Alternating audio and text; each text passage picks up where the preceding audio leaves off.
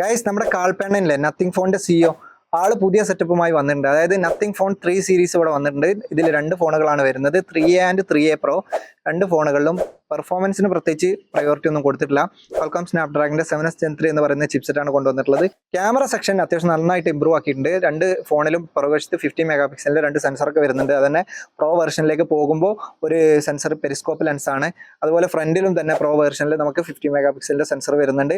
Base വേരിയന്റിൽ 32 mega പിക്സലും വരുന്നുണ്ട്. അപ്പോൾ camera അത്യാവശ്യം നന്നായിട്ട് ഇമ്പ്രൂവ് ആക്കിയിട്ടുണ്ട്. പിന്നെ നത്തിങ് ഫോണാണ്, ലൈറ്റ് കത്തും. അതുപോലെ സോഫ്റ്റ്വെയറിന്റെ കാര്യം ഒന്നും പറയാനില്ല, കിടിലൻ എക്സ്പീരിയൻസ് ആണ്. പിന്നെ അണ്ണൻ എപ്പോഴും വെറൈറ്റി പിടിച്ച് വരുന്ന പോലെ ഇവിടെയും ഒരു ചെറിയ വെറൈറ്റി ഇട്ടിട്ടുണ്ട്.